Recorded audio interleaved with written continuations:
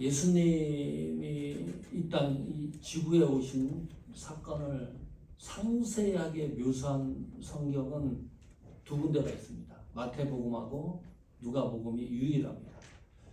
누가복음 2장을 쭉 읽어보시면 전반부에는 구유에서 탄생하신 예수 그리스도를 다루고 있습니다. 목동이 등장을 합니다. 그 목동이 구유에서 태어나신 예수 그리스도를 전 세계 최초로 공식적으로 공개한 사람이 목동입니다. 참 이상하죠? 신학자가 아닙니다. 대학 교수도 아닙니다. 선지자도 아닙니다. 사도도 아닙니다.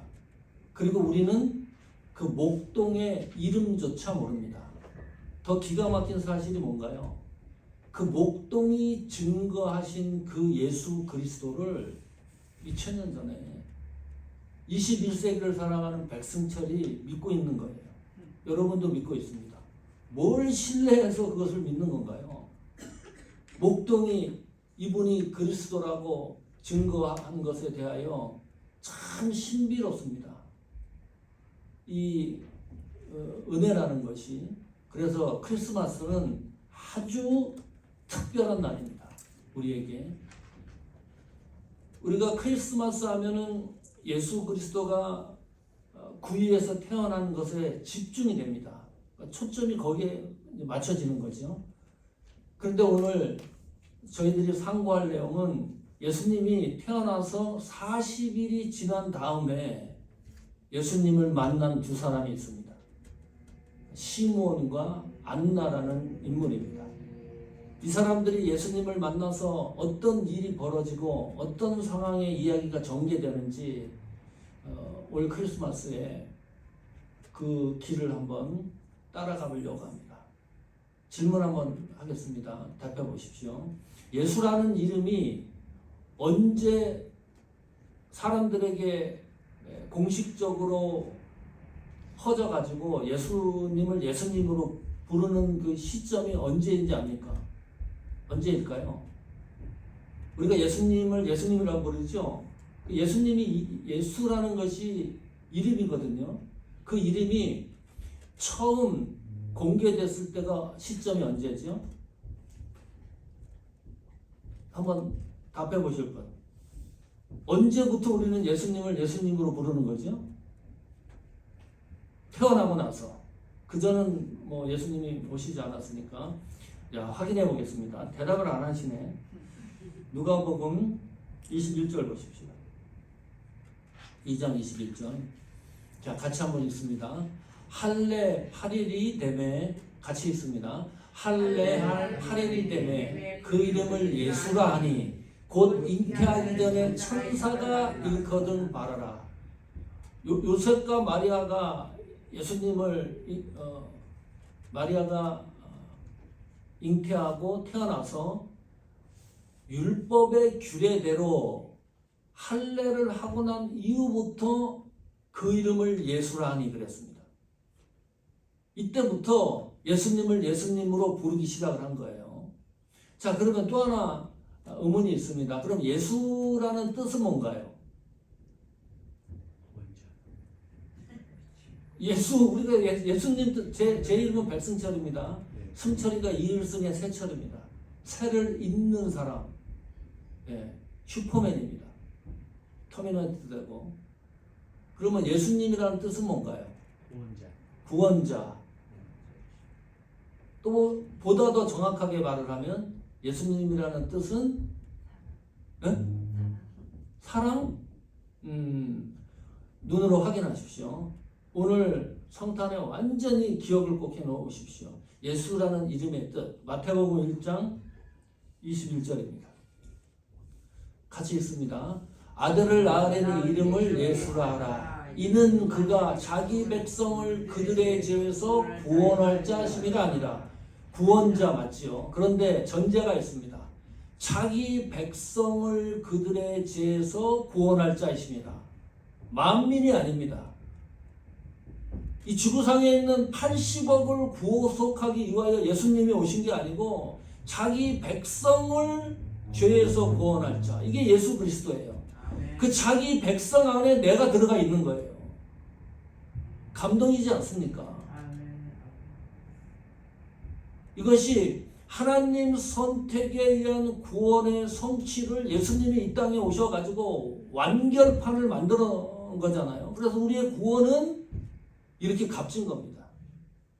그냥 몽땅 사람들이 구원받는 그런 구원이 아니라 빛처럼 빛나는 보석과 같은 그런 구원이다. 그 예수님 이름 안에서 벌써 우리는 구원의 완전성을 확인할 수가 있습니다.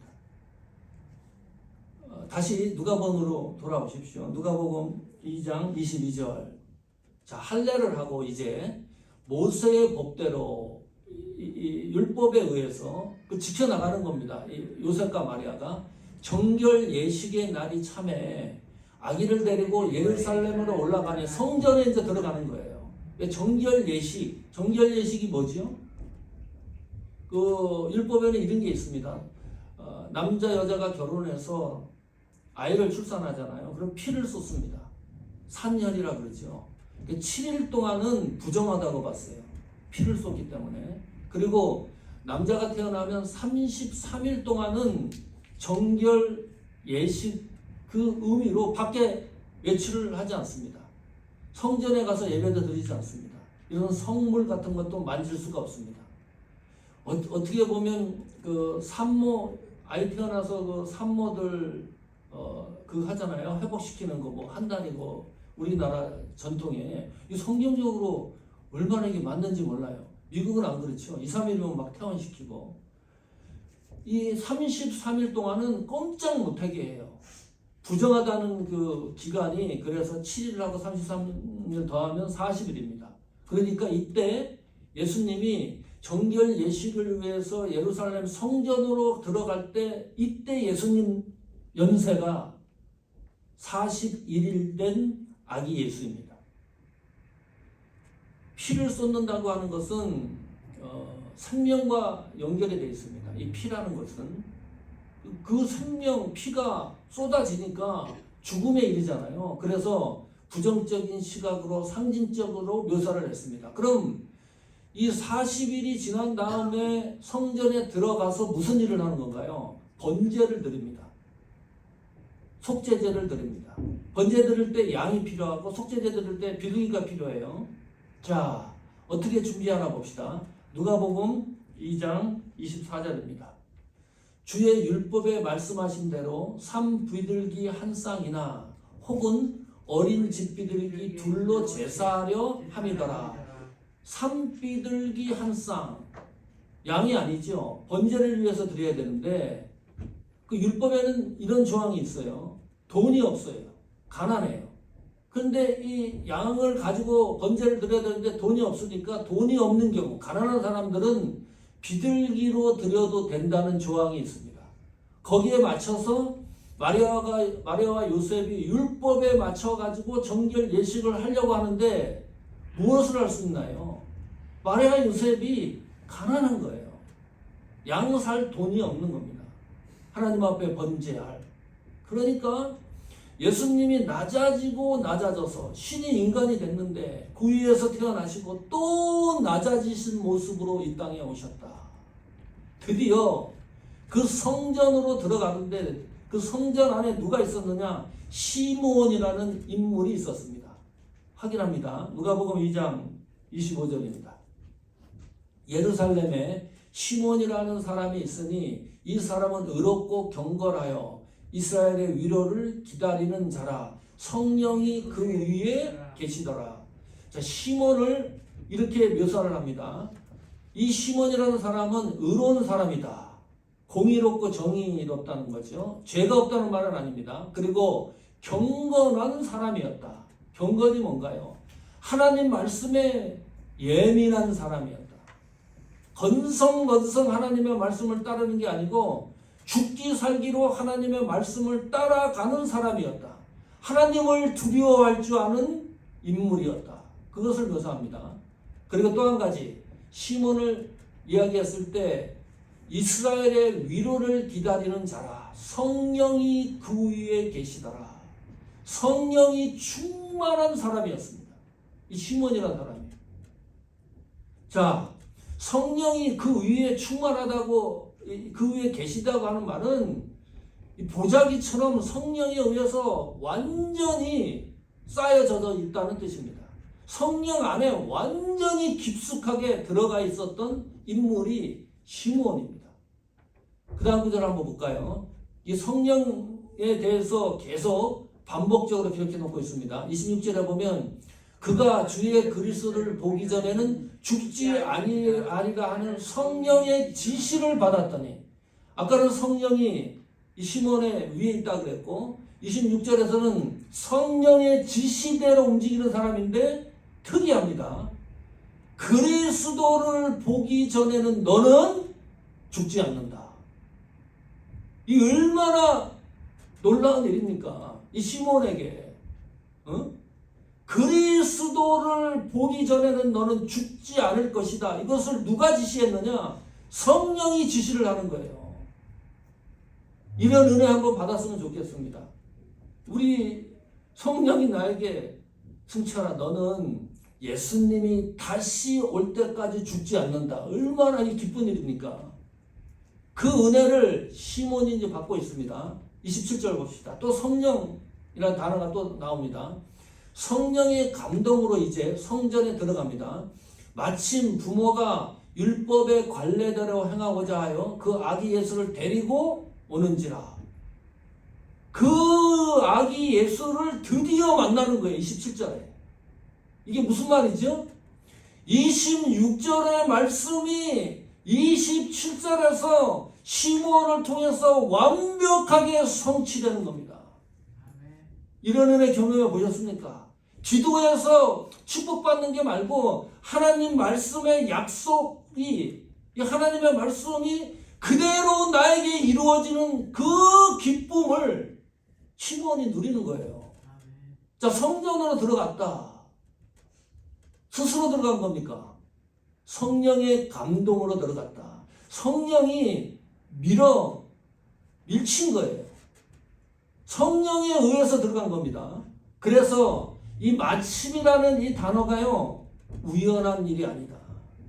이 마침은 성령에 의해서 시므온이 성전에 들어가서 예수님을 만나기 때문에 우연이 아니고 그냥 일어난 일이 아니고 하나님이 계획에 의해서, 하나님 뜻에 의해서 하나님의 섭리가 완성되는 거예요.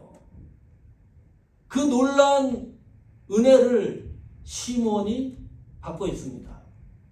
자, 예수님 만나기 전에 죽지 않는다 그랬잖아요. 그래 얼마나 예수님을 기다리겠어요. 시몬이 상상을 못하는 겁니다. 아기 예수를 만날런지 성장한 예수를 만날런지 모르는 거잖아요. 청년 예수를 만날런지 그냥 기다리는 겁니다. 그리고 언제 예수님이 오신다고 하는 날짜도 없습니다. 무작정 기다리는 거예요. 자, 시몬이 여기까지 기다렸던 동기가 뭔가요? 무작정 기다리는 것처럼 보이지만은 하나님의 약속을 붙들고 있는 거예요. 하나님이 말씀했기 때문에 그 약속을 붙들고 기다리고 또 기다리고 예수님 만날 때까지 또 기다리는 겁니다. 우리 신앙의 지표가 뭡니까? 하나님의 말씀을 붙드는 거예요. 하나님의 말씀의 약속을 튼실하게 붙들고 나가는 것이 건강한 신앙인의 모습입니다. 이것이 얼마나 감동이었으면, 자, 이 예수님을 이제 만나고 나서 시몬이 이렇게 고백을 합니다. 그 기쁜 마음을 표현하는 것이 이렇게 성경에 반응합니다. 29절 보십시오. 누가복음 2장 29절. 주제여, 주제여란 말은 하나님은 나의 주인이십니다. 통치자이십니다. 섭리자이십니다. 생각해 보니까 맞다. 이제는 말씀하신 대로 예수님을 보기 전에는 죽지 않는다고 하셨던 그 말씀하신 대로 이제는 종을 평안히 놓아주시는도다. 죽어도 여한이 없다. 이 번역을 하면, 의역을 하면 그 말이죠. 그 말씀이 나에게 이루어졌으니까 이 기쁨을 어떻게 표현할 길이 없는 겁니다. 이제 말씀하신 대로 종을 평안히 놓아주시는도다. 성탄의 이런 특별한 은혜를 사모하고 또 확인하는 그런 축복의 역사가 나타나기를 축원합니다. 여기서 끝나는 게 아닙니다. 시므온이 너무 기뻐서 이 아기 예수를 위해서 찬양을 합니다. 그것이 유명한 시므온의 찬가입니다. 그 시므온의 찬가 속에 어떤 내용이 들어있는지 오늘 본문 읽은 그 말씀을 확인해 보겠습니다. 누가복음 2장 30절에 보면 이렇게 찬양을 해요. 내 눈이 주의 구원을 보았사오니. 놀라운 일입니다. 주의 구원을 들은 게 아닙니다. 귀로 들은 게 아닙니다. 주의 구원을 누군가가 이야기해서 내가 배운 것이 아닙니다. 그 현장에서 눈으로 확인했다. 이거보다 확실한 게 어디 있나요? 그 어린 예수를 보면서 주의 구원을 보았나이다. 구원의 완성을 찬양하고 있다. 하나님 앞에. 31절. 이는 만민 앞에 예비하신 것이요. 예수님이 이 땅에 오신 것은 우연한 일도 아니고 그냥 어느 날 갑자기 되어져서 예수님이 오신 게 아니고 구약 4,000년 전부터 예수 그리스도가 이 땅에 오신다고 하신 하나님의 약속이 드디어 이루어진 것을 내가 보고 있습니다. 그 약속의 성취를 내가 보고 있습니다. 그거 찬양하는 거예요.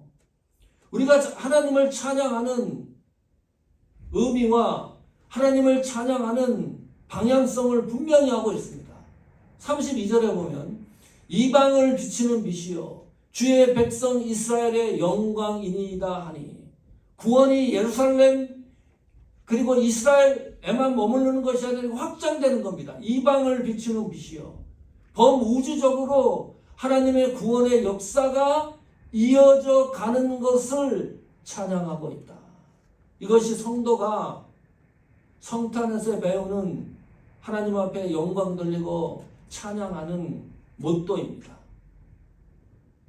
나의 구원을 확인하면서 드리는 찬양, 하나님의 약속이 성취된 것을 기뻐하면서 드리는 찬양, 우리의 구원이 이 구원의 역사가 온 세계 만방으로 퍼져나가는 그것을 생각하면서 드리는 찬양, 그래야 우리의 사명과 사역을 확인할 수 있는 거 아닙니까? 그 곁에 성전에서 시몬만 있던 게 아닙니다. 시몬이 아기 예수를 만나고 이 창가를 공개하고 그 성전 안에서 비밀리 한 게 아니고 눈에 보이게 했으니까 그 성전에 안나라고는 여성이 있었습니다. 잘 듣는 거예요. 시몬이 그렇게 막 그 아기 예수를 찬양하는 모습을 가만히 보니까 이 안나에게도 또 하나의 메시지가 형성이 됩니다. 누가복음 2장 36절 보십시오. 같이 읽겠습니다. 또 아셀 지파 바누엘의 딸 안나라 하는 선지자가 있어 나이가 매우 많았더라. 그가 결혼 후 7해 동안 남편과 함께 살다가 그랬죠. 자, 이게 이제 틀린 게 있습니다. 시몬은 이력서가 없습니다.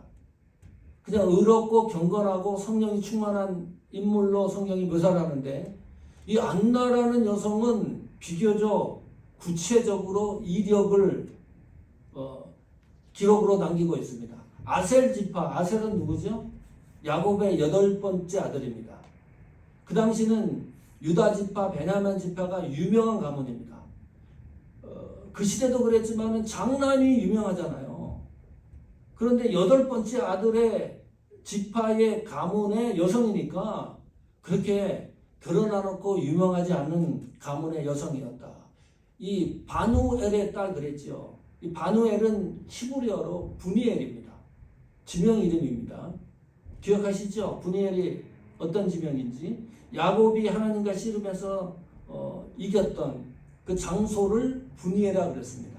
이 분이엘은 하나님의 얼굴이라는 뜻입니다. 또 하나 좀 확인할 수 있는 게 안나 그랬죠. 히브리어로 이 안나는 한나입니다. 사무엘의 어머니가 한나였습니다. 그러니까 이 안나는 짤막한 기록의 이력이지만은 많은 것들을 담고 있고, 또 하나 특이한 것은 결혼을 해서 사는데 남편과 7년 동안만 결혼 생활을 합니다. 남편이 죽습니다. 과부가 된 거예요. 혼자 사는 여성이 된 거예요.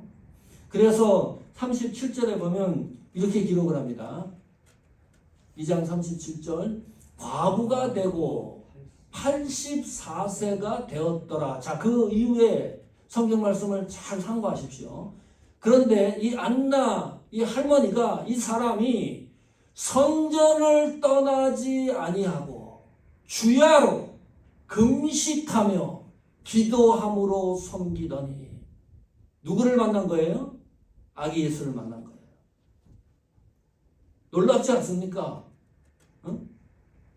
이 시므온은 성령에 의하여 강권적으로 예수님을 만나는데, 안나 이 할머니는 남편을 일찍 여의고 84세가 되는 동안에 주야로 교회 성전에 나와서 금식하고 기도하는 동안에 예수님을 만났어요.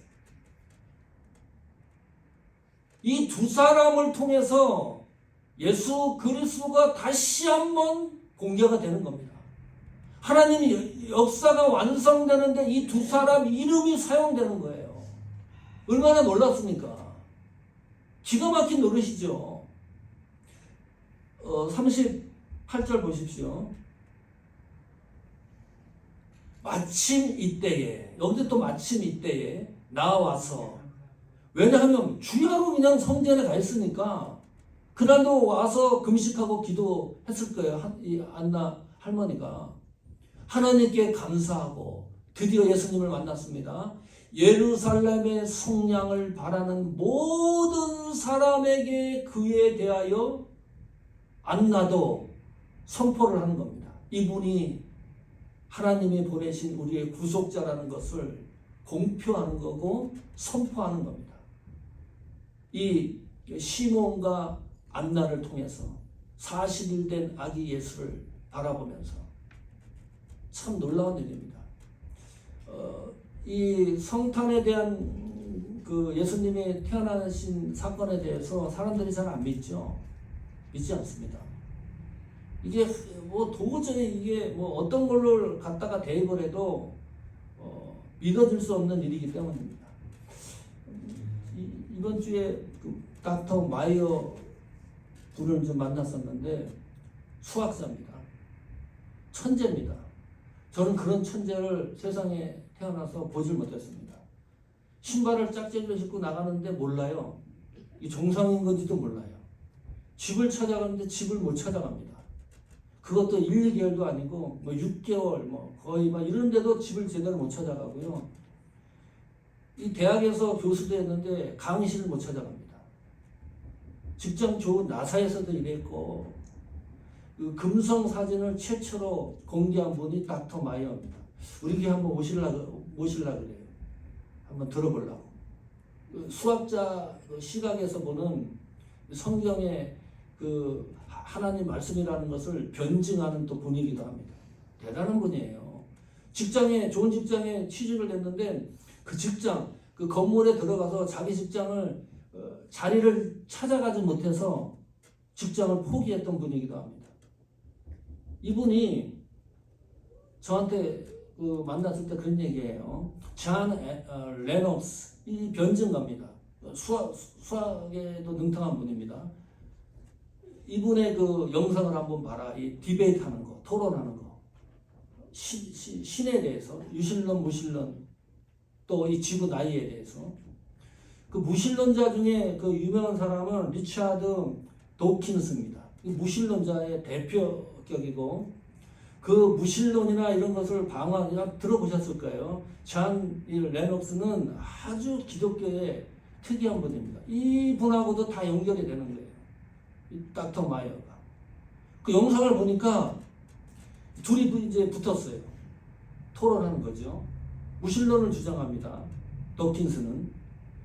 과학이 종교에 대해서 어떻게 생각하느냐. 과학은 이 신을 숭배하는 사람들에게 해방을 준다는 거예요. 이 과학이 그런 도움을 준다는 거죠. 신이 존재하지 않는다는 거죠. 존재하지 않는 신을 믿는다는 건 웃긴다는 겁니다. 그래서 과학적 탐구, 설명, 이해 이런 것을 총 가지고 와가지고 신에서 해방시키는 역할, 숭배하는 것을 해방시키는 역할을 하는 것이 이것이 과학의 힘이라는 거죠. 과학을 들어서. 그러나 이 존은 그렇게 얘기하지 않습니다. 믿음은 과학이라고 얘기를 합니다. 그렇게 설명하는 이유가 있습니다. 이 우주와 인간은 규칙이 있다는 거예요. 맞죠? 규칙이 있어요. 우주, 지구를 포함한 전 우주가 규칙이 없다 그러면 지구가 어떻게 되겠어요?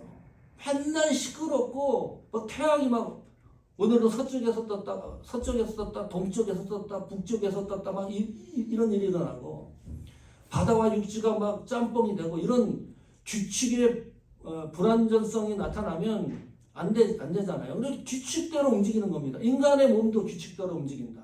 그런데 특이한 것은 그 우주와 인간을 만드신 분이 하나님이시다. 뇌를 만드신 분이 하나님이시다. 그러므로 규칙을 인정하는 것이 믿음이에요. 이 자연세계를 보면서 그 규칙이 운행해져 나가는 것을 확인시켜 주는 것이 믿음이다.